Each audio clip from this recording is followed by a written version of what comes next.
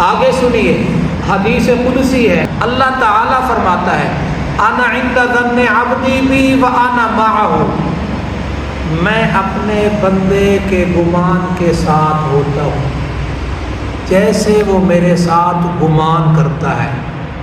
وانا معہ اذا دعانی، میں اس کے ساتھ ہوتا ہوں جب وہ مجھے پکارتا ہے۔ اہم ترین عبادت ہے اللہ تعالیٰ کے ساتھ اچھا گمان کرنا۔ قرآن پاک کا مطالعہ کریں تو قرآن مجید اچھے گمان والوں کا نتیجہ بھی ذکر کرتا ہے، بدگمانی کرنے والوں کا بھی نتیجہ ذکر کرتا ہے۔ پیارے پیغمبر صلی اللہ علیہ وسلم کے ارشاد کو دیکھیں تو آقا صلی اللہ علیہ وسلم بھی اچھے گمان کی ترغیب دے رہے ہیں۔ فرمایا اپنے باری تعالیٰ کے ساتھ اچھا گمان کرو۔ اور دوسری حدیث میں آتا ہے انا عند ظن عبدی بی، میں اپنے بندے کے گمان کے مطابق اس کے ساتھ معاملہ کرتا ہوں۔ فَلْيَظُنَّ بِي مَا شَاءَ، جیسا وہ چاہے گمان کرے۔ ان ظن بی خیرا فلہ، اگر وہ میرے ساتھ اچھا گمان کرے گا، اچھا گمان، حالات کیسے ہی کیوں نہ ہو، پریشانیاں ختم لینے کا نام نہ لے رہی ہوں، دعا بھی اثر نظر آ رہی ہو، حالات سازگار نہیں، تب بھی اللہ تبارک و تعالیٰ کے ساتھ کیا کرنا ہے؟ اچھا گمان کرنا ہے۔ تو فرمایا ان ظن بی خیرا فلہ، اگر اچھا گمان کرے گا تو اس کے لیے وہی ہوگا، اچھے گمان کے مطابق رب تعالیٰ کی طرف سے فیصلے آئیں گے۔ وہ اللہ جو ساری کائنات کا بنانے والا ہے، سجانے والا ہے، انسانوں کی ضرورتوں کو پورا کرنے والا ہے، اپنی مخلوقات کی ضرورتوں کو پورا کرنے والا ہے، وہ تو لائق ہی اس کے ہے کہ اس کے ساتھ اچھا ہی گمان کیا جائے۔ اچھے گمان پر اچھائی کے فیصلے ہوں گے۔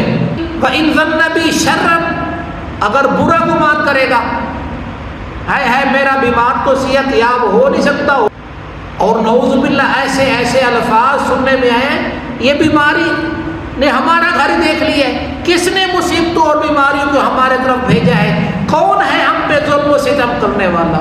لا الہ الا اللہ۔ ایسے جملے نہیں، برائی کا نتیجہ برا ہی نکلتا ہے۔ قرآن مجید میں اللہ تعالیٰ فرماتا ہے فما ظنکم برب العالمین، کیا گمان ہے تمہارا رب العالمین کے ساتھ؟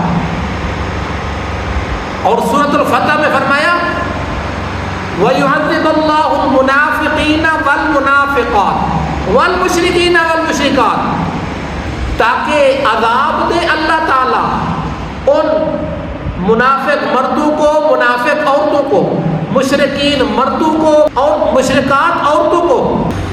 وجہ کیا عذاب ملنے کی؟ الظانین باللہ ظن السوء، وہ اپنے رب کے ساتھ برا گمان کرنے والے ہیں۔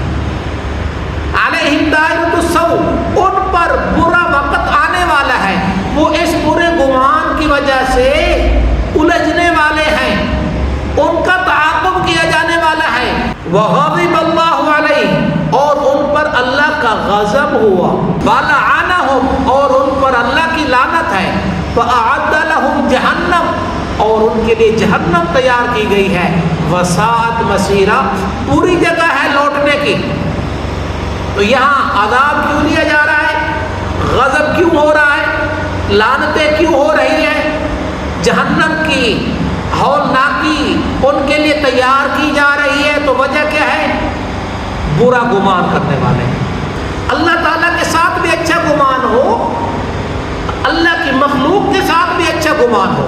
پیارے پیغمبر صلی اللہ علیہ وسلم کی تعلیمات میں یہ بھی آتا ہے بندہ بندے کے ساتھ بھی اچھا گمان کرے، میں جیسے آپ کے ساتھ گمان کروں گا آپ کا معاملہ بھی میرے ساتھ ویسا ہوگا۔ لیکن یہاں حدیث قدسی میں کیا فرمایا؟